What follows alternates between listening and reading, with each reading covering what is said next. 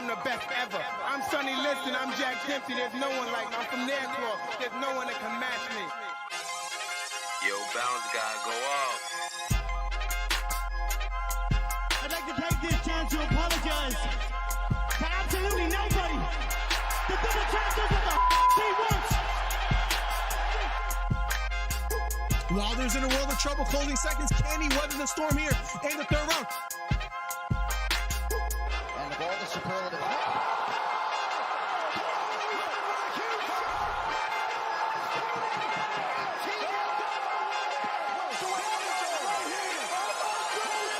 Big right hook, lands flush for Cambosos, and that knocks down Teofimo Lopez. We have ourselves a fight. Khabib Nurmagomedov gets a triangle choke from up top. Gaethje's out, and the fight is over. The triangle choke for Khabib Nurmagomedov. And Porter gets knocked down. He gets knocked down again. 10th round TKO win. Left uppercut, and that knocks out Leo. It appears he's out cold. The fight is over. It was a counter left uppercut, and just like that, what a left uppercut. I did not see that coming, ladies and gentlemen. I will have to admit, what a fight. Nice celebration or a 3K video. I don't know, man. To hit 3,000 subscribers in like Right hook to the body for Campbell. Left hook to the body for Garcia. And that knocked down Campbell. It was a left hook to the body. Campbell on the ground. The count is on. Can he make his way up? It appears he can't get up. Campbell on the ground. Trying to stand up. And the fight is over. Ryan Garcia with a 7th round knockdown. What a performance. Guys, if you haven't, hit the subscribe button. We're trying to get to 3,000 subscribers. Do me a favor. Hit the subscribe button. Hit the thumbs up. We're trying to do record numbers today. Ryan Garcia tearing up and crying. What a performance for Ryan Garcia.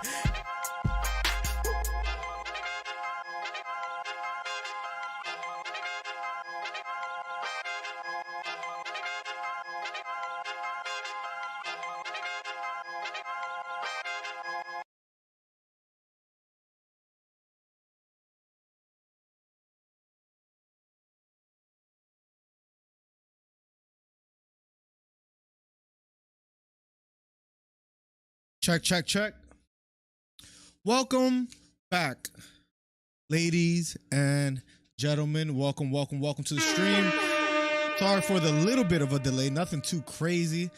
We've been doing better with the timing, but it feels good to be back after a long week. A lot of events have transpired, and I'm excited to talk to you guys about all the news. If you're curious as to what we're going to talk about, we're gonna, man, and this is a tough one, guys, because we're gonna start off swinging out the gate.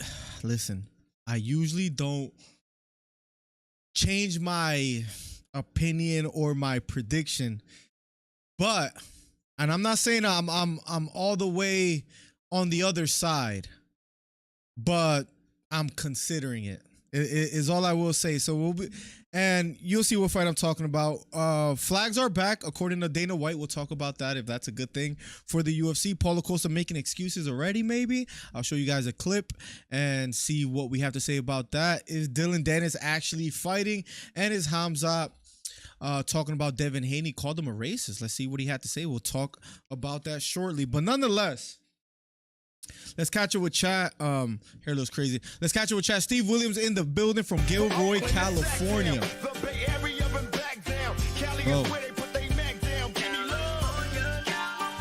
I don't know if you're haunting me or California, the state in general, but there was a Jeep commercial that was playing the Tupac song. Surprisingly enough, the same part clip that we have on the stream today. So I've been hearing that everywhere. When we went to Combat FC, they were playing that song as well too. So it's all over the place. Steve, welcome to the stream. Thank you so much for being here. 999 in the building. Again, 999. We haven't heard predictions from you as of late. Maybe you're on a cold streak and a cold spell. You let me know. It's good to have you back, man. Steve in the building. 999. Hollywood Hito. Yeah, we're good. Hung out with the baby and watched football yesterday. Didn't the Steelers lose yesterday, if I'm not mistaken? You see the Eagles have improved to 5-0. I think the Eagles and the 49ers are the only two teams in the NFL right now that are undefeated. If someone wants to stat check that, you guys let me know. But I'm pretty sure those are the only two teams remaining that are still undefeated. Do you really consider this a fight, though? Okay. Danis gets fight for talking. What a shame, says Jesus. Jesus, welcome to the stream, man. Thank you so much for being here. Let's start off with the hot topic, guys. And I'll put a post, and then we'll have a lengthy discussion on my feelings and my thought process. And something I'm not necessarily proud about, but I'm going to have to admit. That being, this is a quote from Alexander Volkanovski. And he shared his sentiments.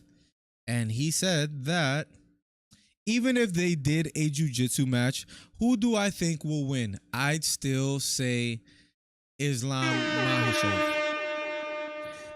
I picked Oliveira the first time to beat Makhachev. That went against me badly, right? The head and arm choke.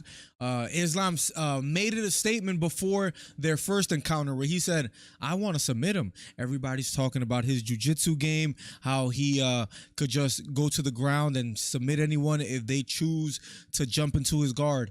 I want to make a statement and I want to win by submission. People forgot about that. And then what happens? He gets it done, right? Now, Oliveira has been in the news saying, oh, they won? Oh, wow. I thought they lost. Who did they play? I forget. Hito, because I don't remember. I mean, the Steelers are top 3 teams in the world as far as historically, right? The Steelers, the 49ers, and the Cowboys, I would say, are like the biggest football teams in the world. But anyways, then you had Oliveira saying, that wasn't me, that wasn't the best version of myself. I was going through things, the whole Abu Dhabi cutting weight. There was just a whole mess behind it, right? But he says this time will be different. Makhachev, in other words, says that it won't be. He's almost, in a sense, looking maybe past Oliveira because he's been in interviews talking about Colby Covington as well. He wants Colby to beat Leon, so then maybe he could go up in weight to 170 and fight Colby Covington. He'd rather have that stylistic matchup where it's a Dagestani wrestling versus the American wrestling. But nonetheless, what we have to worry about first and in the nearer future is Oliveira versus Makhachev. I started to think about this. You guys let me know your predictions. There's some people that were riding with Oliveira, me being one of them. I will say, I'm making sure everything's working. I will say, looking at this quote by Volkanovski, he was in there, and Volkanovski being the pound for pound number 1, he still gives it to Islam Makhachev, even if it were just a jiu-jitsu match. I started thinking about this, and it was a simple question. What is Oliveira's path to victory? If things were to go his way, what does he have to do in order to make it happen?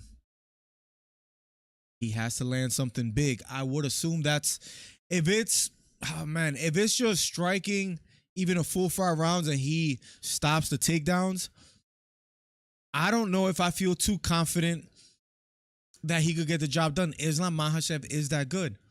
Islam Makhachev in the striking department will perhaps beat Oliveira unless Oliveira knocks him out.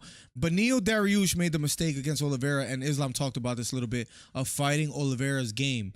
Or to his game plan. You know, starting off hot, Oliveira made it kind of a slugfest, but Neil didn't stay composed, and he paid for it.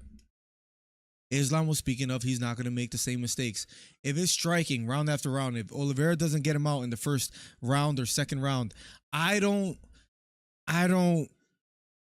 believe that if it's just essentially a striking match that he beats Islam. Islam has been knocked out before, but that was back in, I believe, 2015 or 2016. He's not an easy opponent to just get out of there. Only one person was able to do it. Since then, he's been on a tear. So Oliveira has to land something big, hurt Islam. If that doesn't happen, is there anything else he can offer? We saw from the first fight that if Islam jumps into the guard of Oliveira, granted he did hurt Oliveira, he'll get the submission. And that's a little bit scary too, because he's not going to beat him in the wrestling department. He's not going to beat him in maybe even the jiu-jitsu department as well too. And in the striking aspect, he might not even win there. And it made me think, man, was I choosing to,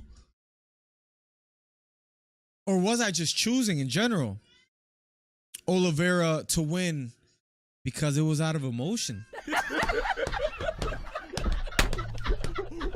Yo, shout out to Caesar, man. You know what's crazy? We got a bet on this fight, and you don't even believe in your guy. Says Hollywood Hito with the $5. Thank you so much. What makes me feel a little better is 999 in the chat. He says Charles in the fourth. Lock it in. What are the odds? Early odds. Oliveira versus Makhachev. 2 odds. Let's see what we have. As far as early, this was posted, September 12th, about a month ago. And according to CBS, they have Makhachev a minus 340, Oliveira plus 265. It almost seems like Oliveira doesn't have a chance to win. By the way, thank you again for the $5. The DC Fight Club member, Hollywood Hito, the man that I teach everything about MMA. I don't know if this is playing in your background. That sucks if it was that whole time. Islam Makhachev is a minus 340. Oliveira is a plus 265. Now remember, as far as this year, there have been many upsets. There, I guess the most recent one would be Sean Strickland versus Adesanya. Was a huge upset. Grasso won again, but that wasn't the draw, so she stays with the belt.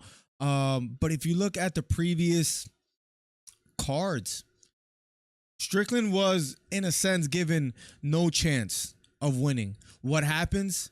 Strickland wins. And dominated too. He finished the whole fight.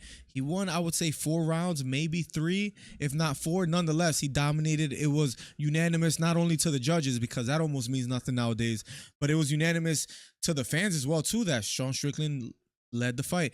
Now, there was news afterwards that Adesanya was drinking and driving, got a ticket, maybe was supposed to serve some jail time.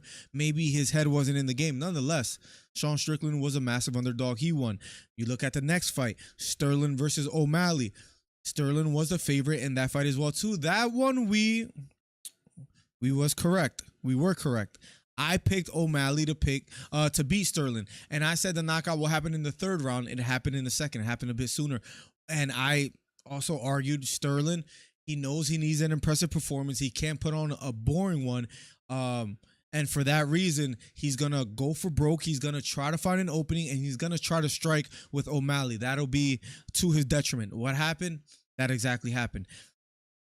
But O'Malley beating Sterling, Strickland beating Adesanya. Just because we've seen underdogs win in incredible fashion as a recent. We've seen Gaethje beat Poirier. You could say that was somewhat of an underdog win. This year has just been filled with a bunch of them. Even Pantoja beating Moreno. To Poirier beating Josh Emmett wasn't necessarily a underdog pick. But all that to say, just because all these underdogs have won, and we have news on Costa versus Chimaev too. We'll talk about that in a second. Just because these things have happened, can we confidently say as well too that another and maybe the biggest upset of the year will it happen? Oliveira versus Makhachev. It's getting a little bit more difficult for me to feel confident about Oliveira. He was also in an interview, and he has said in this recent interview, I haven't changed anything in my camp. That kind of scares me. It's in Abu Dhabi. He was complaining about the location. He's complaining about the location. He didn't change nothing in his camp. Islam Makhachev already beat him once. I'm not too confident in Oliveira. And am I going to switch my pick? I have never done so before. I've never done so before. We have a voicemail, so we'll play it in 1 second. 267-545-8096 if you're wondering and you want to call in and share your thoughts on Oliveira versus Makhachev. And we have more news to talk about as well today. But if you want to share your thoughts on whether Oliveira has a chance, I saw 999 said that he has a chance. I don't feel strongly, but if you believe he has a chance, let me know. Let's get to the first voicemail of the night.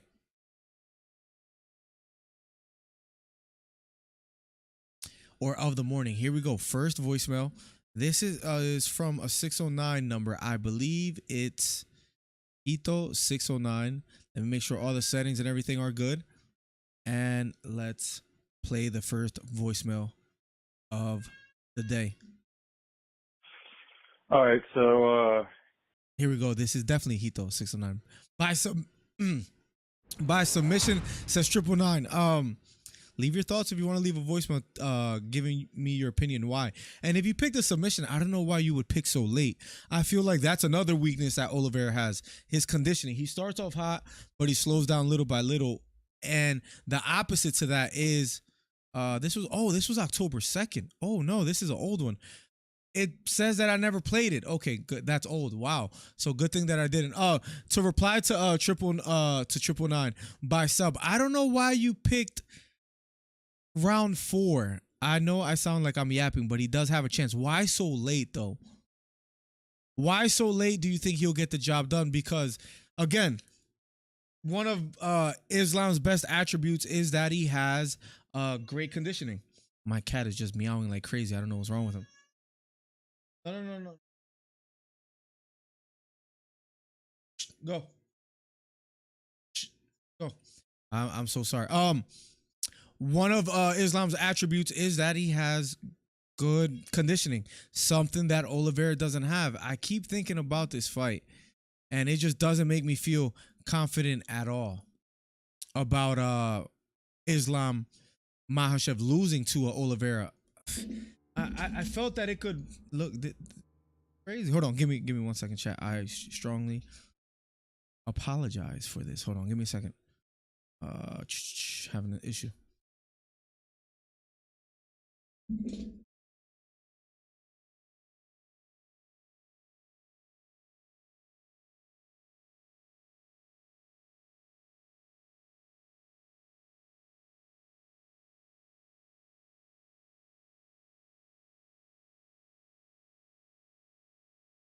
Check. Apologize for that. Oliveira Makhachev. Listen, I do feel a little bit better that 999 is saying that Oliveira has a chance, but again, I guess one more thing as well too before we move on to the next subject.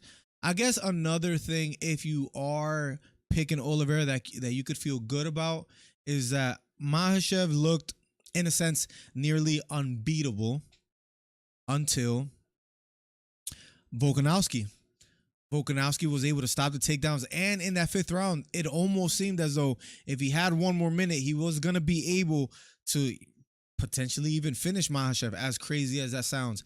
And as far as tail of the tape, Volkanovski is a much smaller fighter than Oliveira. Maybe doesn't have the same power as well too, where if Oliveira does find the chin of Makhachev, he will have more success.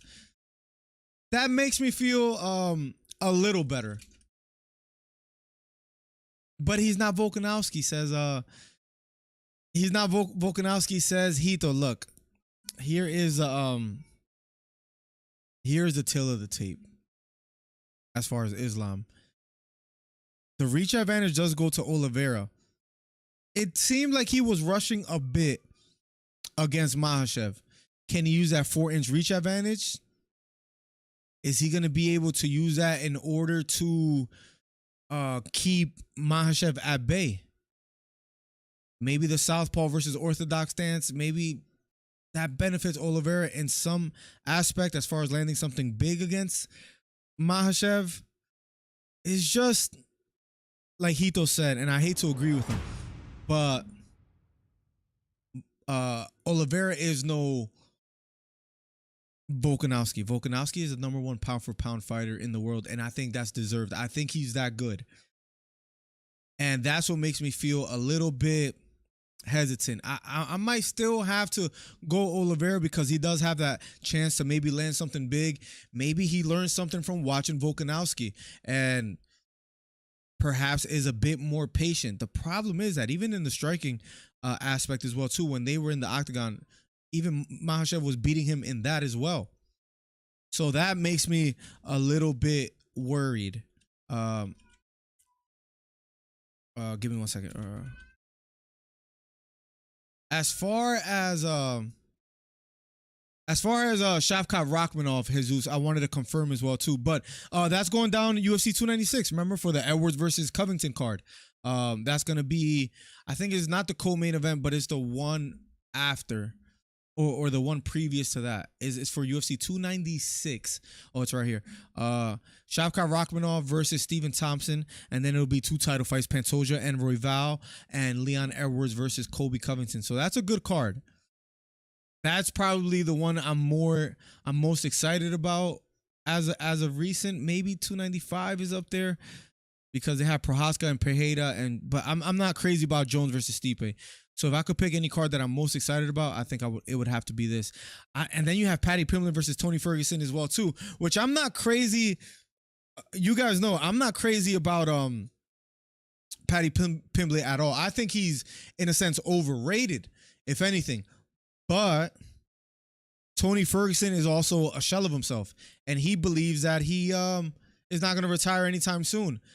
I'm hoping that if he does get knocked out by Pimblett, that opens his eyes that he needs to hang it up.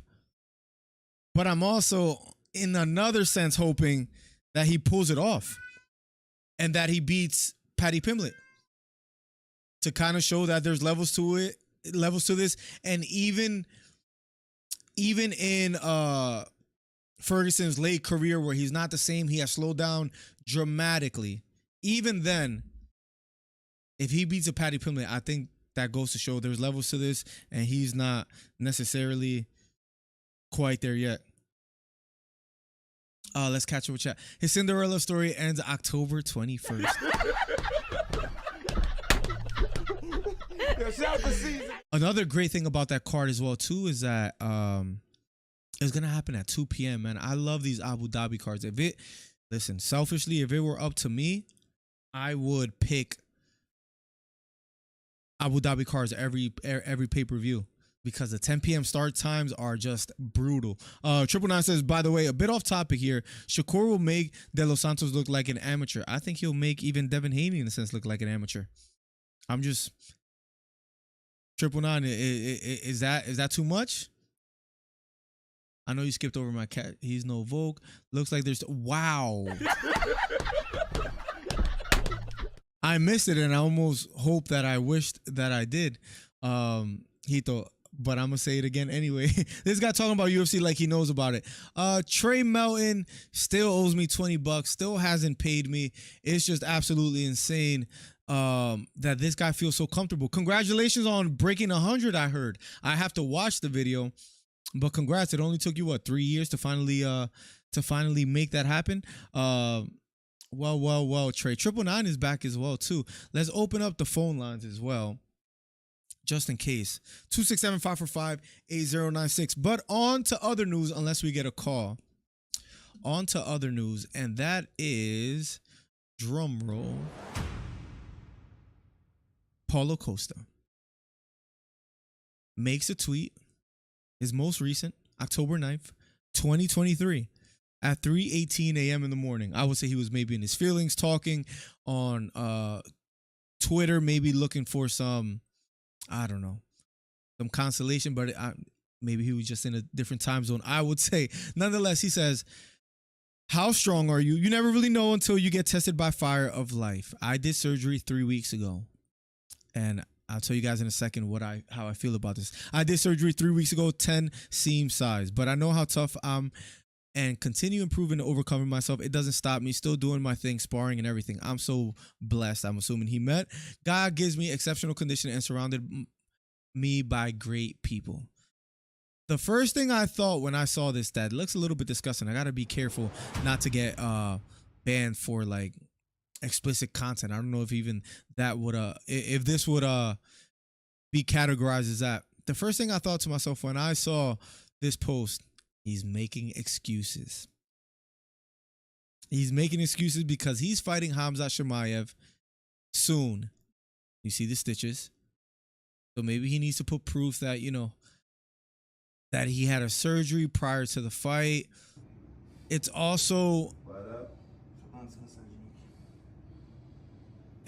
concerns me that you look at the record of Paulo Costa.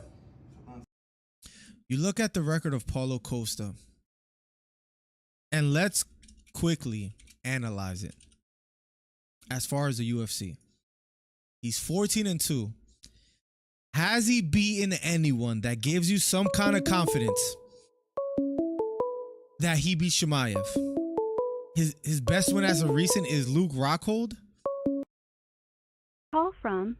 All right, so this is 999 here, and To accept, press 1. To send a voicemail, press I'm not sure who this is, but hello. so What's up? Who's this? 999. 999. What's up? Welcome to the stream. You have 3 minutes to share your thoughts on whatever it is you want to focus on. What's up? All right, so you know how I said like Oliveira and Oliveira winning and stuff like that, you know? So he was just sent. So did you see like the video whenever about him like opening up like the left hand? Yes. All right, so he was. So I really think that just showing that video, I think that makes Islam just like much more opener to like the striking game. And then you know how like Islam likes to get on his back and stuff. Absolutely. Yep. Yep. And then you know how he got like countered and then he got TKO'd. Yes. He was and then whenever Charles gets on his back and stuff like that, and I really think that he can do that. It's just that he's just built different. Charles is just built different. He will do whatever it takes to win that belt again. Because if he does, then we get the trilogy, and then I don't know what happens next. But it could just happen again. But MTB Grizzly, welcome to the stream as well too. Listen, 999. So let me ask you this: do you think that the first fight it was somewhat of a fluke? Then when he got dominated by Makhachev, like what went wrong there? So you know how like Oliver missed weight. I'm pretty sure he was more worried about like missing like I'm pretty sure during that weight cut he was more worried about making the weight than rather getting the belt. So in my opinion, he was just worried about the weight too much, and he barely makes weight. He's like barely at the weight limit, but he was more worried about the weight. So he was more distracted on the money that fight because he thought that Islam would be like a walking breeze, but now he's taking it much more serious, and he's shown videos which shows his much confidence about beating Islam again. So. Is he gonna be able to stop the takedowns? Do you think he's gonna have trouble there, or do you think Makhachev? I don't think he's gonna be able to like stop the entire takedown. I think that he's gonna be he's gonna be doing fine on his back, maybe, but he isn't gonna be over exaggerated about getting taken down because, I mean, he got dropped by Justin Gaethje, and he's a striker, and he got dropped by Dustin, and Dustin tried to get on his back, and then look at what happened. He finished Dustin Poirier, but there's a difference between Islam Makhachev and Dustin Poirier. Yeah, you saw that Islam tried to make a point that he's gonna submit Oliveira, and he did. But I think a big reason why he was able to is because he had Oliveira hurt. I think if they're just starting from a neutral stance as far as just Oliveira and maybe in close guard, right? Or Makhachev's in Oliveira's close guard, and they start neutral, I don't think Islam gets the submission that quickly. Yeah. So final prediction for you as far as Oliveira and Makhachev, if you want to break that down. So first round, Charles opens it up with the leg kicks, a bunch of leg kicks, but then Islam tries to look for an early takedown to like set the tone, and then round 2 happens. Charles catches him with the best strike of the night, and then he round 3, Islam gets the most dominant round out of everything to open up the championship rounds or the main event rounds. Then Islam gets over too confident. Then he tries to throw a bunch of strikes. Then he catches Islam with a bunch of strikes, like what Beneil tried to do with Islam. So then I see him dropping Islam and then subbing him, like what Islam did to Oliveira. Wow. Listen, that's a crazy prediction, but I'm sure people in chat remember. You've been hot with your picks. Did you pick Sean Strickland to beat Adesanya? I don't remember. Not necessarily in that fashion, but I did have Izzy winning then. Okay. Oh yeah. I mean, me too. Most people did, so I respect it. Listen, thank you for your call. Feel free to call in with the other subjects that we're going to talk about. But there you have it. 999, 4th round submission for Charles Oliveira. Thank you, 999. No problem. There you have it, guys. Let's forget about what happened earlier as far as what was on my screen. I'll try to edit that out, Hito. That's horrible. Is Miller sitting or standing? Can we start a poll? I started the correct poll, and there's 80%. What is it? Damn, nobody picked the last one. That was unfortunate. Sounds like this kid could cry at any moment, says Cherry Melton. My man, 999 is hitting puberty. You hear the voice getting deeper and everything. I don't think Trey's ever hit that. As far as puberty, is Miller sitting or standing? Can we start a poll? Here's proof, Trey. That short is horrible. I just woke up from a 3-hour nap. I'm assuming that must have been amazing. Let's continue. You have it there. I mean, he picks Oliveira. I haven't been feeling too confident about the Oliveira pick. I'll be quite honest, but maybe I'll tell you guys if I officially change my mind later. We have another caller. Let's see who that might be. Call from People Source. Oh, God. Here we go. To accept, press 1. It To sounds send a way voicemail, too press excited. 2. Let's play it. Trey Melton, welcome to the stream. You have 3 minutes on the clock, and that is all. What's up? Hello, Mr. DC. It's a beautiful day today, isn't it? It is? What a day to talk about fighting today, am I right? You're right. Hey, I have a question, actually. I just want to call and ask something serious. Is that fun? I'm waiting. Are you still letting idiots like that call into your show, Miller? Are you still letting dummies seriously call into your show? It's embarrassing. The guy sounds like he could cry at any moment. He's talking about Charles Oliveira like he hasn't got dogged in his last 3 fights. You think Charles is going to beat Islam, my guy? Are we serious? Are we serious? So are we serious right now? We think Charles is going to choke out Islam in the 4th round? When's the last time Charles even been to the 4th round? This guy's an absolute bum. He's washed. He sucks. What are we talking about him winning? His last couple fights, he's gotten knocked down every fight. Are you watching? Every fight, he's got knocked down on his butt. You must be golfing way too much and not following the sport. You said already twice that he's been knocked out the last few fights, and the last 3 fights he's been knocked out. You know he's only lost 1 of his last 1, 2, 3, 4, 5, 6, 7, 8, 9, 10, 11, 13 fights. He lost once. When I start speaking, I said knock down, you dummy. Don't start talking dumb when I start speaking. Okay. He's been knocked down. Okay. Tomato. Gotcha. Dude, he poked up in the air, looking like a child. What happens when he gets knocked down? Usually. What happens when he gets knocked down? Usually, he gets back up. But listen, he didn't last time. That's a fair point. Maybe Makhachev is that much different than all these other lightweights.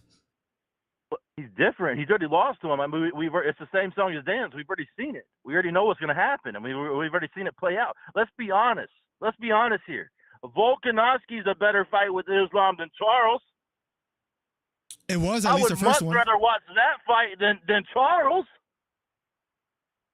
It was. Charles is done. Listen to me. Uh-huh. Charles is washed. Charles is done. It's over for him. It was a great run. He really did it. He had the run, right? He had the streak. He had the belt. He had the big run. Everybody was talking with him. He was at the top of the game for a while. It's over. It's just no chance against Makhachev.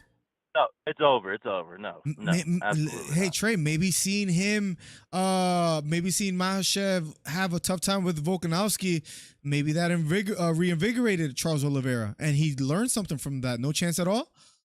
Listen, be honest with me. Does Charles have anywhere near the pace or the power or explosiveness that Volkanovski has? I'm saying no every day of the week. That's what's killing me, Trey. That is the conditioning more than anything. He's tall enough, has a reach advantage, has even more power, like one punch knockout power than Volkanovski, but he starts fading as the fight progresses. That's what I'm saying. He always looks tired, slow. Bro, he's so washed. If he's not getting wins in the first 2 rounds, he ain't doing it. He ain't going to the 4th round and outpacing Islam. That's the dumbest thing I've ever heard. And you think he's going to drop him in the 4th round? Come on, bro. If I think he's going to drop him, he's going to. I mean, you have doubted 999 before, and then again, his record compared to yours is vastly different. Nobody. Is vastly different. He's been more right than you. He's not even old enough to gamble. He has no record. That's what's crazy. I mean, I guess on the Miller DC YouTube channel where it matters most, you lie on this channel all the time, so I don't know about that. He's been proven. Look, Trey, let me just be honest with you. Let me open up here a bit. I almost want to switch my pick. What? What was your pick? First of all, I don't even know what your pick was to begin with, so let's just enlighten everybody. What was your pick? Who do you have, Islam or Charles? I picked Oliveira. Oh, How many years in, Miller? You know what being a psycho or being psychotic is, or being delusional? So when you keep doing the same thing over, expecting a different result. Miller, you're doing the same thing over and over and over again, expecting a different result. When are you going to learn fighting? Just keep picking my guys. You've been doing it. I've taken money from you when you've actually paid. I've been more right than you, Trey. You saw what I did on the Sean O'Malley card? I swept it. Preliminary and main event. Cards I've swept? You saw how I went viral on TikTok? Did you see that? You getting insulted and saying you suck and this guy's an idiot and everything? 450,000 views of me being right on Sean O'Malley. For the first time ever, Miller, even a broke clock is right twice a day. I'm just waiting to see where I get my. Listen, it has been the year of the underdog. Sean O'Malley versus Sterling, Strickland versus Adesanya. This could be the same thing, no? You what? This could be the same thing. It has been the year of the underdogs. O'Malley beating Sterling, Strickland beating Adesanya. Maybe this is the last one. Oh, Miller, this is what I'm saying. You just look at if so and so did it, then maybe a dream could come true. Miller, what? This ain't a Disney movie. Talking about here, this is the fight game. Listen to me, Charles is done. They need to dye their hair a new color, get a new little pattern. They're doing whatever they're doing. It is over. He is fried. Washed. Will not be Islam. Now, don't get me wrong. He'll be a great gatekeeper. Great gatekeeper. You don't like Oliveira even at a plus 265?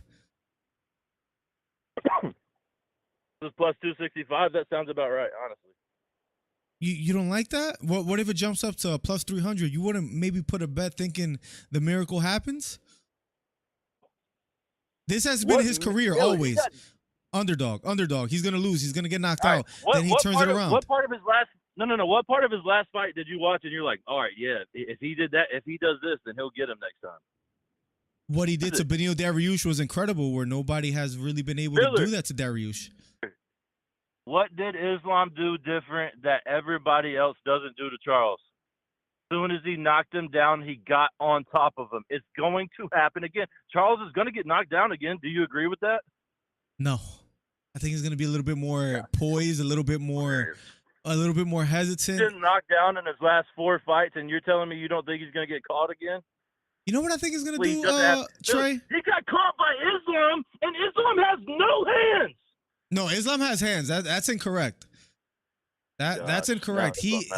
Islam has good striking. He might not have that pop behind his punches. That right now. He might not have the pop behind his punches, but he does have good striking. I'll say that. Listen, I don't know, man. I like Oliveira now a little bit. Miller, I'm a flip flopper a little bit. I'll be honest.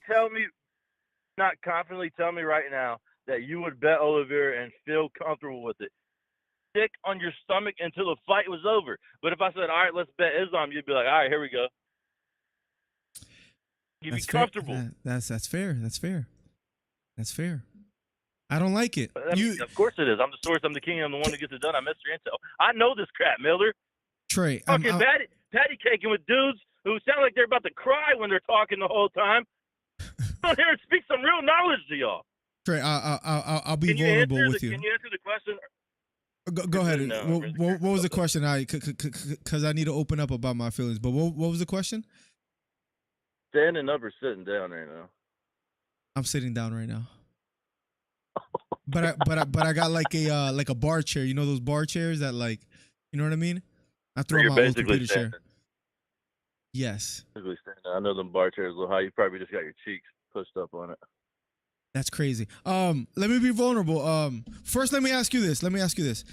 Have you ever not felt confident on a fighter, but you still picked them and they actually got it done? I know that happens here and there, but can you tell me a story of one time where that happened? You're like, man, I don't feel too good about this one, but I'm gonna stick to my guns. I'm gonna stick with my pick, and then you were right. Is there anything that comes to mind? Off the top of my head, this is hard as crap. Like did you feel that way about O'Malley, or did you feel that confident? Okay, put it like this. I was doing that with O'Malley and Piotr Jan, but when he fought Aljo, I was actually confident. I was pretty confident on that one too. And I was like, oh, bro, I don't freaking know. This is going to be a war. I felt confident about Aljo because of stylistic matchup. Listen, Oliveira has an uphill battle with the matchup that he has against Makhachev. Makhachev is good all around. It's a little scary. What's your final prediction? Because I need to hang up on you. You've been here longer than you're allowed, basically. Finally, you got some good content. How long you been live? 2 hours, and finally you got a good little 10 minutes on your show. I mean, good guys. I'm over here blessing you all the time. Final prediction: Islam Makhachev gets it done. Second round, it's over. I mean, we'll get out of there quickly. It's in Abu what does Dhabi, it's over we're mean? really talking. We're really entertaining Charles right now. I want y'all to really think about that, bro. Pull Andrew Wheat. Is it going to be? Remember how he called fight the Piotr Jan split decision? He was descriptive. Is it submission? Is it knockout? Islam takes down. Charles scrambles. He takes him back. Rear naked choke.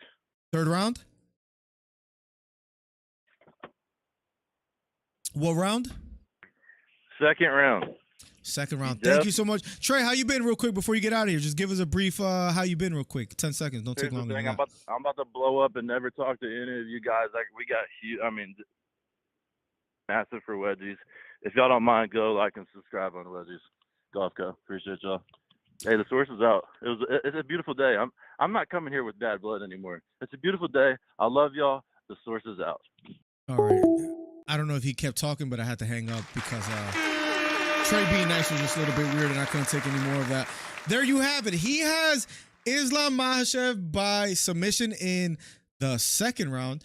999 has Oliveira by submission in the fourth round. I have not necessarily made up my mind yet, and I'm a little worried. You know how I usually do my shorts where I'll do like a 30-second to a 1-minute clip and I put it on Instagram, TikTok, and YouTube, and I say, this is my prediction for ... I think this person's gonna come out like this. I think when it's all said and done, this is gonna happen. My final prediction ... Right? That's usually how my shorts go. man, am I gonna get trolled if I do one that says Oliveira's gonna win? I'm gonna get trolled. And then if I'm right, I'll get praised. It's a dangerous game to play. Living your life. I don't know if you guys like post anything controversial online, but when you start making fight predictions and you're right or you're wrong, you get a response nonetheless. And people hate on you or people love you for being honest and taking your licks when you do lose. So we'll see what happens. I'll tell you this. If Makhachev wins, I think it'll be by finish.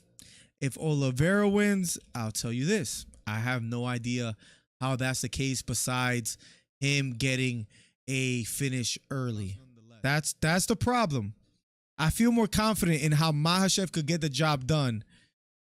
I feel less confident in thinking, how does Oliveira get it done? Makes me a little bit hesitant, makes me a little bit worried. We'll see. On to the next subject. We talked about Paulo Costa a bit as far as his staph infection, whether that was an excuse, and maybe you guys tell me, was this an excuse for Paulo Costa? And let me see how we're doing with time-wise real quick. Oh, we're doing good. Wow, 46 minutes. That's crazy. I like how you try to set a 3-minute timer. I mean, with Trey, to get him off the phone, imagine. Even in real life, he's like that too. He wants to tell you his life story, and he just doesn't stop MTB. So gladly we was able to get him out of here. Is this Paulo Costa's way of basically giving an excuse for when he loses to Khamzat Chimaev? Because we were going through his record. Here it is. His last win was August 20, 2022. Before that, Paulo Costa didn't win in about 4 years. 2019, when he beat Yoel Romero, where he showed a lot of heart. It was a back and forth fight. He won a unanimous 3-round fight against Yoel Romero. Now, Khamzat Chimaev, he's hungry. He's also going to be fighting at 185, where back then, if he were to try to make 170, I would say, listen, that's tough. I honestly don't see it. And I've been saying this over and over again. I don't see Chimaev cutting back down to 170 ever again. And he's ranked in that division as well, too. So it's kind of crazy. I just don't think it's going to happen. But he might look real comfortable going up at 185. But he's also going to deal with fighters that are bigger as well, too. What if he does get the takedown, but he doesn't get the submission in the first round? Is he going to fade? At the end of the day, whether people like to admit it or not, he faded against Gilbert Burns. It's just a fact. Gilbert Burns being a significantly smaller fighter than Chimaev. Chimaev nonetheless got caught with some big punches, got hurt as well too. And if Burns maybe had more in the tank, he perhaps could have won that fight. Some people thought that he did and that it should have been a decision for Burns. Now we go up to 185, Paulo Costa, Chimaev. Let's see if we can find the tail of the tape. Chimaev versus Costa.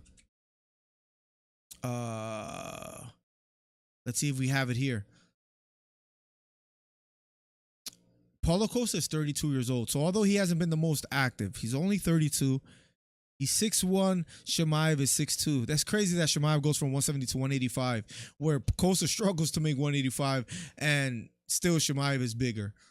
The reach advantage does go to Chimaev, and you seen what Chimaev did to Mearshur, to Gerald, right? You see what he did to Li Jing. Was it Li Jing Lang that he Li Jing Lang? Yes, it was him back in 2021. Costa Chimaev, is this a way of Costa saying, listen, I had a surgery, this will be the excuse afterwards? Or is he still saying, listen, it doesn't matter what happens, there's levels to this, and Chimaev is going to be lunch, he's going to be food? I like how you try. Yep. Khamzat will be champ 2024. That's where I think, if we quickly want to go over to the middleweight division, 185. Listen, I'm not the biggest fan or biggest believer. If anything, I'm not a believer almost at all. I'm not really a believer in Khamzat Chimaev. I know that might sound a little bit blasphemous. You see in the welterweight division, he's ranked number 4. Can he beat Bilal? I think that's a good stylistic matchup for him. Can he beat Covington? I think so as well too. Kamaru Usman, perhaps even that fight. Leon Edwards maybe a little bit tougher stylistically. Even the Covington fight is a little bit tough. But you head over to the middleweight division. Remember, you're going up 15 pounds. And now you are fighting Paulo Costa, number 6. Even if you beat Paulo Costa, Vittoria is a tough fight for Hamzat. So is Cannonier. Whitaker, Whitaker, the way he got knocked out by Duplessis, it just makes me, it's hard to believe in him at this point in his career. I felt the same way about Gilbert Burns, and then when Gilbert Burns lost to Kamaru Usman, then he changed my mind after the performances he has had after that. But all that to say, I'm not the highest on Robert Whitaker. But Hamzat versus Duplessis is a tough fight. Adesanya, Strickland. Now that he's going up to 185, it's going to be tough. His first test is going to be Paulo Costa. Shall we give an early prediction? This is me thinking out loud because I haven't even picked anyone yet. Early prediction, I just think Costa doesn't have enough to stop Hamzat from continuing to be aggressive throughout the fight. And even if Hamzat doesn't get the finish, I think he'll get the decision win. I think he's going to go for takedowns, maybe miss a couple. He still is heavy-handed. Might catch Costa with some shots. Costa, again, when we looked at his resume, there's really no one that impresses me on there. Loses to Vittori, loses to Adesanya. By Adesanya, he got dog walked, pun intended. Beast Luke Rockhold, that was at Salt Lake City with the whole elevation situation, so maybe that's why he looked a little bit slow. Nonetheless, Costa is just going to be tough. And maybe that is premeditated, making excuses and making that post on Twitter. But my final prediction as far as outcome will be Hamzat gets the win. In what fashion? I'm going to go... Damn, is Costa going to be durable enough? I might say decision. Costa does enough just to survive. Then Hamzat could get like a rear naked even in the first round if he lands something big. Who knows? I'm either going to go first round, as crazy as it sounds. I'm either going to go first. If he doesn't get him out by the first round, he might not be able to get him out at all. So it's either going to be knockout in the first round, submission in the first round, or decision for Hamzat. I'm going to go with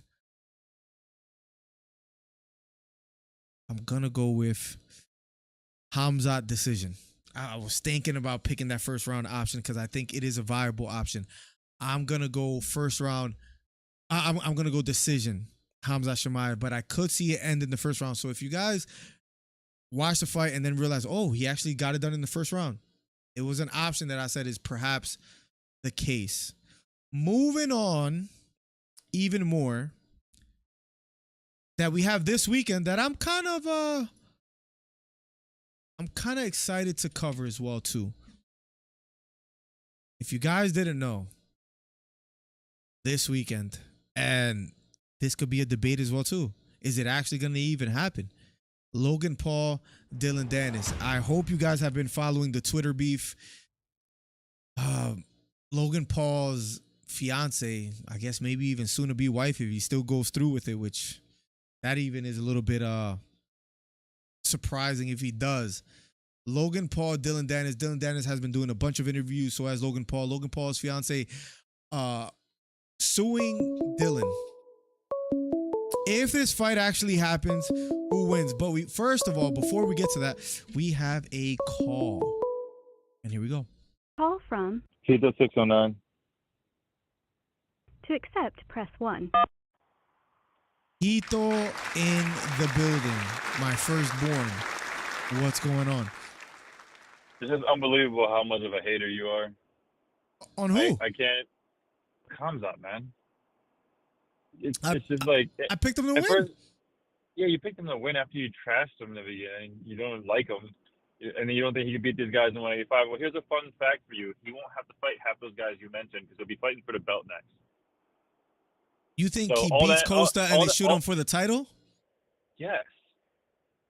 I mean, and whether it'll be DDP after DDP gets his shot, but Hamzat's not even what's it called? Said Dana White even said in that press conference after the Shawn Izzy fight, because he was so mad at DDP, it's probably going to be the winner of Costa and Chimaev. So all that stuff that these guys, he can't beat this, he's not going to fight them. He's going to fight for the belt. And who's going to have it at the time? If it's Strickland, see ya. Comes out the champ in 2024. I think Strickland beats Hamzat. I don't even want to get you canceled by saying it. You have TTE or something, man. Never been knocked out because the hands are that vicious. What do you mean I have CTE? What did I forget? That Sean Strickland beat Adesanya? No, I didn't forget. My memory is intact. You think he's going to beat Hamzat, though? Strickland? Yes. 100%. Strongly feel that way. Sean Strickland takedown defense is good enough, and if it's just striking, he's going to avoid all the bombs like he did against Adesanya, and he'll cruise probably to a decision, if not a knockout. You think Hamzat beats Strickland? Let me hear it. Yes. How so? Easily. He'll just take him down and maul him. I genuinely believe that.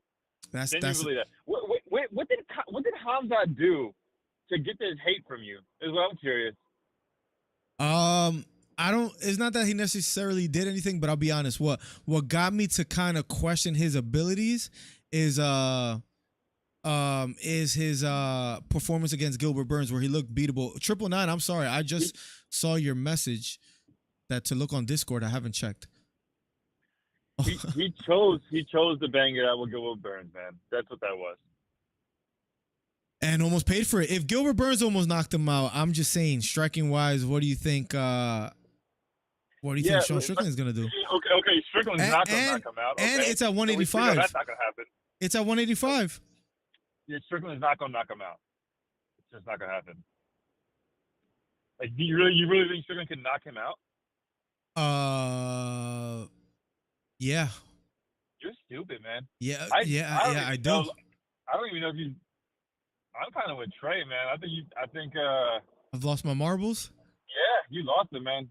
you guys need to get back on that Monday trash talk so you can inform me a little bit or something. You're completely out of mind right now. You know I've been super hot with my predictions lately, right? You know that, right? No, first of all, you picked Izzy, so you were wrong there. Oh, yeah, besides that, but you look at UFC 291, 292, I have been cooking 290. My records have been like 10-1, 8-1, 9-1. Something happened from 292 to where we're at right now, and you win full retard. I don't know how to tell you, man. Nobody thought that Sean Strickland was gonna beat Adesanya. So that is unanimously across the globe that people had that fight wrong for the most part. I saw it. Besides that, you picked Ryan Garcia to beat Gervonta Davis for whatever that's worth. Plugs picked Strickland as well. Saying we were the only two. I mean, Plugs has been hot, but then again, you haven't been, is what I'm saying. I got O'Malley. You just got on the O'Malley train.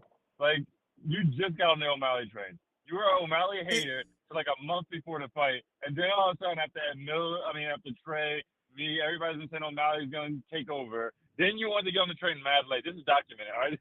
This is all documented. It's all saved on your library. So it's not even the O'Malley train. I'm unbiased and I pick fights on a fight to fight basis, right? What's up, Mike Dornan? Welcome to the stream, man. 999 MTB Grizzly. I visualized the fight. I said, you know what? O'Malley has the Aljo kind of gave it away. O'Malley has the footwork, and Aljo says he's gonna strike with him. Like, he needs to put on a good performance. He kind of revealed it to me. Me doing my research, my in-depth research, I got to that point.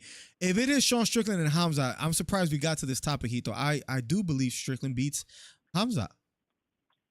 Well, I just want to talk about one more thing too before I leave because I am driving. I think these people that are saying like Dillon Danis talks his way in the fight. I think he does that a little bit, but you also got to remember this guy hasn't been able to fight 2 years because of a knee injury, and it wasn't just no small knee injury. And like he said it himself, that what happened to Nick Chubb and everybody grossed out about that. His was worse. 2 times worse. Yeah. So it's like, the 2 fights he fought in Bellator, he completely owned the guys. They couldn't do nothing with him. He toyed with them both first-round submissions, and then he got injured. And then now he's coming back and he's talking a lot of smack to Logan Paul, which everybody universally hates anyway. So let's see what the whole big deal about, Dillon Danis. I hope he wins. I don't know, like his striking, not necessarily having a coach. Although there was hints saying he might have a coach, just people don't know about it because he's been keeping it on the wraps. That was in the Andrew Schultz podcast. But Logan's a trash boxer too, so I think he has a chance. With all that being said, who do you have winning? Like, what's your final prediction? I know you hope Dillon Danis wins, but do you think if you had to put money on it, what would be your thought process? It's tough. I mean, Logan's obviously the bigger guy, but I don't think really Logan's the fighter. I think sometimes there can be like a little bit of a difference between a fighter and a YouTuber. I think Jake takes the sport a lot more serious. That's why he's able to knock out some of these UFC fighters. That's fair. Logan's been training like once a week. I'm sure he's starting to pick it up now. Guy's clearly roided. He'll probably be gassed out. Unlike Jake, I think Jake's doing it the legit way. So in that sense, I take Danis. I don't know. Hopefully, like I want to say like fourth round TKO. I think Logan gets gassed out. Logan gets gassed out and can't get past 4. It's clear that Dillon has won all the battles online, the jokes and the way he has made his fiance look. Speaking of Logan Paul's fiance and all that, but it's just to win is a tall hill to climb because he's also the smaller fighter as well, coming off knee injuries, and he's not a striker. Like those are huge negatives, right? But what is Logan Paul? He's nothing. He's never won any fight. He hasn't beat KSI. He hasn't beat nobody. And he's just a guy that's just kind of. So is he really a striker? I mean, a lot of people say, look, Mayweather almost knocked him out. If you watch that Mayweather fight, Mayweather kind of held him up to keep that guy from going down. Mayweather toyed with him, so he's got one lucky punch on a couple of guys. KSI he never beat him. The guy has no wins, and like I said, if you want to use Jake as an example, he's the guy that's taking it serious. This guy's fighting once a week, so this guy might not be a fighter or a striker, but what is Logan? Is he that? That's not a bad point, man. Listen, I might still have to pick Logan Paul for the win. I want Dillon to get it done as well, too. I'll be honest. I do. I think it'll be great for the sport. It'll be hilarious. Imagine he gets signed to the UFC. I'll think about it some more, but there you have it. And then real quick, you remember what the results of the bet is for Oliveira Islam, right? You know what you have to do. Paddy Pimblett. On strength. Okay, just saying. So it's great that you're flip-flopping right now. You don't know what you're doing, but you're still going to have to honor your bet. That's fantastic for me. I haven't flip-flopped yet. I might still, I might sleep it over, come to my senses that Oliveira is still going to get the job done. And it was just a season of doubt, maybe. Maybe that's all it was. Yep. All right, later. Much love, man. There you have it. Hito 609. Guys, we've been live for an hour. If you have any questions, please share them soon because we are about to get out of here. But Mike Dornan says, none of them are strikers. Not going to be a great spectacle. I just hope someone gets KO'd. Listen, I'll take anybody getting KO'd. I'm not saying I'm a big Logan Paul hater or anything like that. But I would love for, listen, and I'll finish with this as far as the topics of discussion. I don't know if you've been keeping up with like what's been going on outside of the ring, but as far as Logan Paul and Dillon Danis with his interviews has made me a fan. One of the best interviews as far as of his, I would say, is Andrew Schultz interview. It's long. It's about 3 hours, but I like the way he talks about his thought process of why he has done what he has done throughout the years to kind of make himself the star that he is. And although people hate him, they don't necessarily understand him. And he goes kind of in depth about that. And he talks about, listen, I'm not pretending to try to be a good guy. Logan Paul is actually trying to pretend to be a good guy when he's actually the bad guy. And he brings up the whole the videos that Logan Paul has made overseas about the suicide stuff. Then you also look at the NFTs and how maybe that was a crypto scam. And those people that invested in the crypto didn't get their money back, and how Logan Paul has done scummy things throughout his career, how he kicked off his co-host in his podcast, perhaps even for his treated him differently because of his religious beliefs. All that being said, Dillon Danis kind of makes a good point on, like, listen, I'm not trying to pretend to be anything. This guy actually is.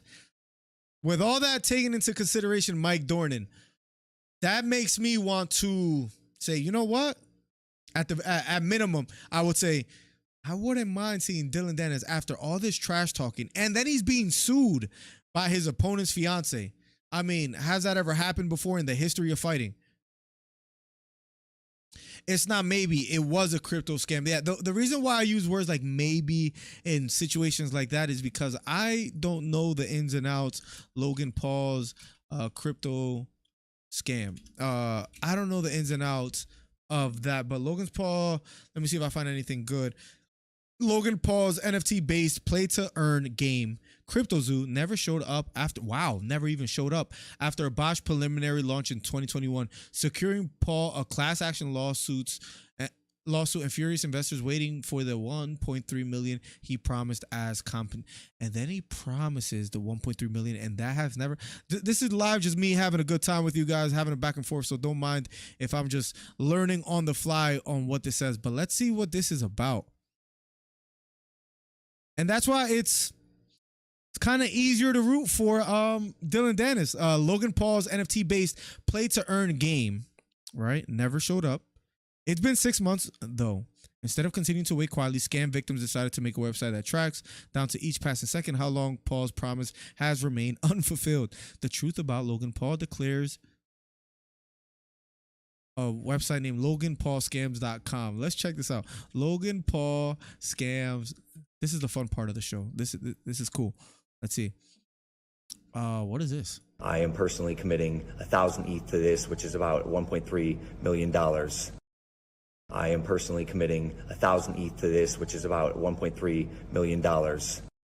It's been 268 days, 23 hours, 34 minutes. They actually have a live counter. Promise to refund CryptoZoo. Hey, Zookeepers, we are continuing to work further. Let's see if we could zoom this in a little bit. We are continuing to work hard to further develop and release the game. This is a priority for me personally. In the meantime, I've committed more than 1.8 million for those who do not want to wait for CryptoZoo to be completed. Players will be able to burn their base eggs and base animals for the mint price. As for those who purchase Zoo, it is important to remember that Zoo was created to support CryptoZoo. I'm working on it, Dillon. Conor McGregor. Where is he, by the way? Where's Coach McGregor, and why won't he take my bet? He'll be here and he'll smack. Why won't he take my $1 million bet? Why won't you pay back to people from CryptoZoo? I'm working on it, Dillon. I'm working on it, Dillon. We represent Logan Paul. Mr. Paul has informed us of our outreach about the status of the CryptoZoo. Mr. Paul remains committed to this process. Jesus. Paul was unhappy with the response he received online after he announced his intention of compensating investors from his own pocket, feeling that he didn't receive enough credit. Wow. Hear from the victims. Wow. Let's see what we have here before we get out of here. Refund us. By defending this case, they are all admitting there is no refund. Any updates? There's people that are when refund. Most of us just want the refund and get out. And even the bare minimum is getting hard to get. Wow. There are a few that are safe to say annoyed. Yeah, I don't. If there's any more details that I should know, Hito, let me know. But how many rounds is it? I believe it's 8 instead of 6, Hito. Let's quickly find out as well too. Dillon Danis versus Logan Paul. How many rounds? Of course, I was right again. This is October 9th, 2023, where Hito's wrong. I'm right again. The exhibition fight will take place at the Manchester Arena in the UK and is slated for 8 rounds in the cruiserweight division with a maximum weight limit of 200. So it'll be 8 rounds. Maybe that benefits Dillon Danis and his cardio. And that's live on pay-per-view. That's pay-per-view. That kind of sucks. How much are they charging for this pay-per-view? Last question.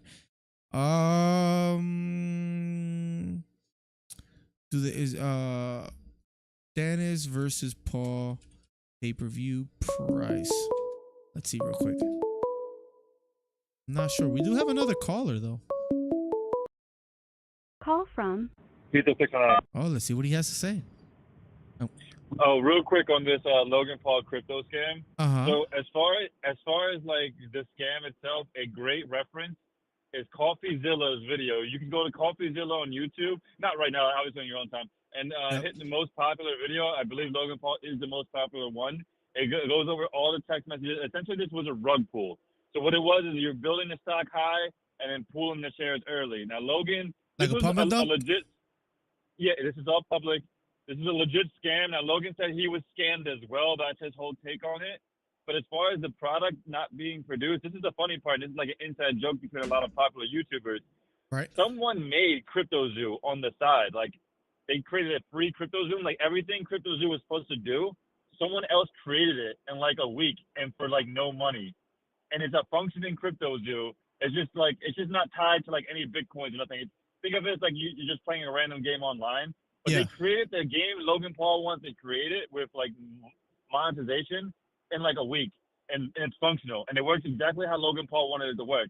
Yet Logan Paul couldn't get it to work, and he said he dumped $1 million of his own dollars into it and all this other stuff. And a random person on the internet did the same exact thing to him.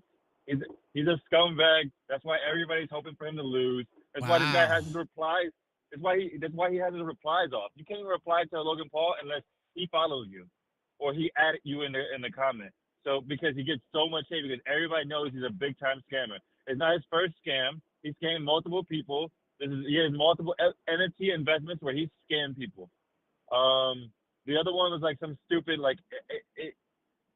it was so bad. I don't remember the name of it. It was like Doinks. Yeah, that's what it was called, like Doinks. It was an NFT called Doinks.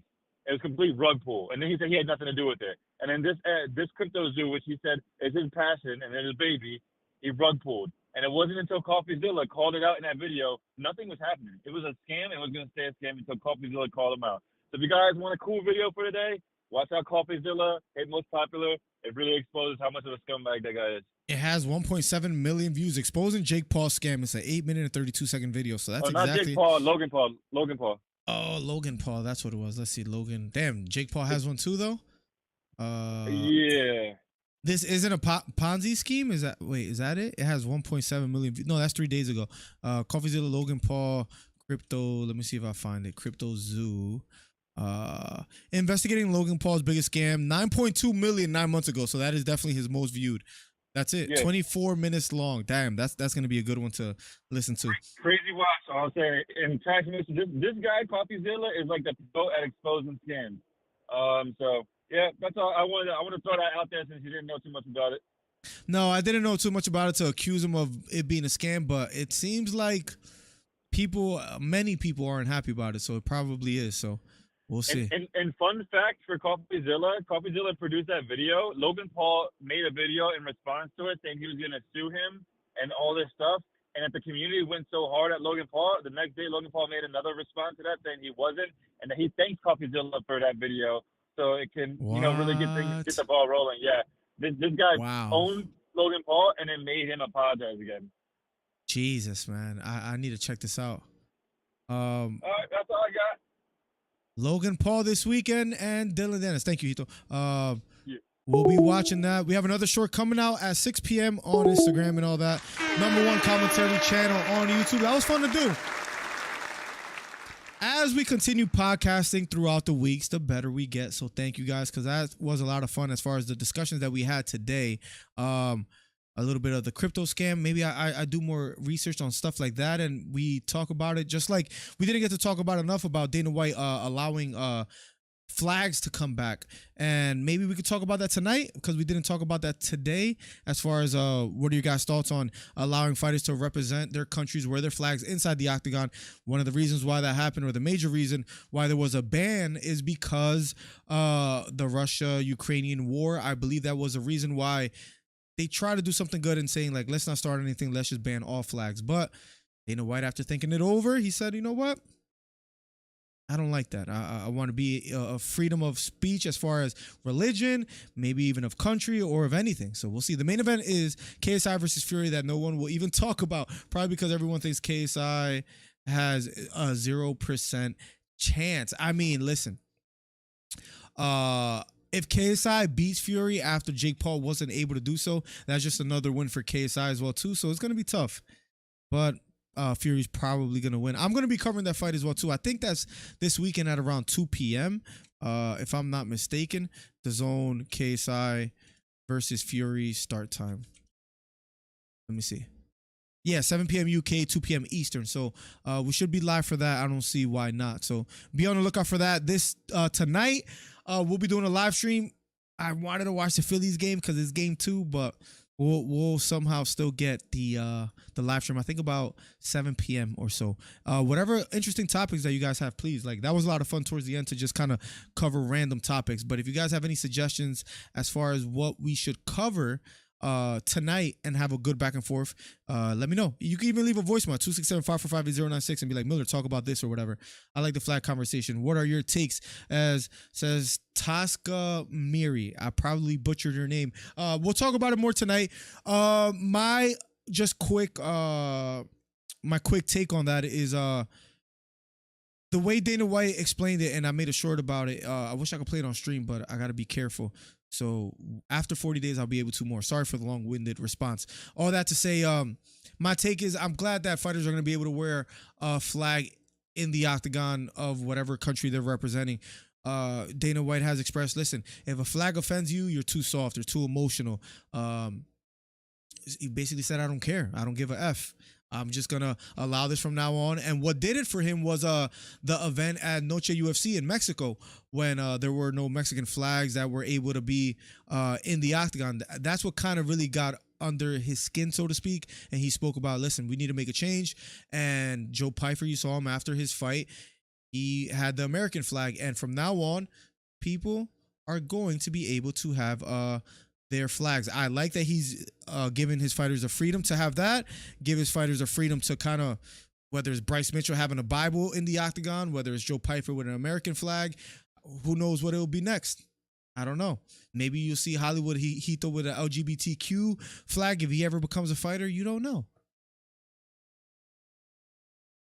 Now you said it right. You can't play.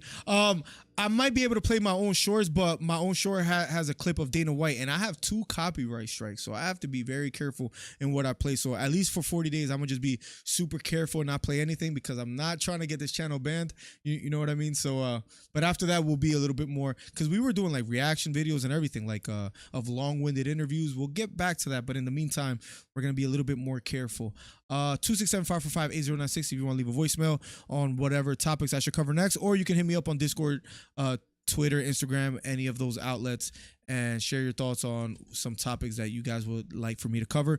7 p.m. tonight, we'll be back live. Great take, and I agree. Thank you. I'm gonna call you T for now because I don't want to mispronounce your name, but thank you so much for stopping through. Be back at 7 p.m. Eastern time. Fury will probably have at least 30-pound weight advantage on fight night, I reckon. They didn't want to come down in weight at all, and I'm sure that'll be beneficial to him, right, as well too, if he's that much bigger than KSI. Imagine KSI gets it done. If KSI gets it done, do you think he'll give Jake Paul his second chance finally? Do you think that'll happen? Because you saw him beat Logan Paul, so we'll see what happens. I'm full-time on Twitch. I'm learning YouTube. Let's go. I'll be sure to check you out, man. Thank you guys for the ongoing support. #1 commentary channel on YouTube. We'll be back at 7 p.m. Eastern. I'll catch you. Tosca's cool. See y'all 7 p.m. Sounds good, man. Thank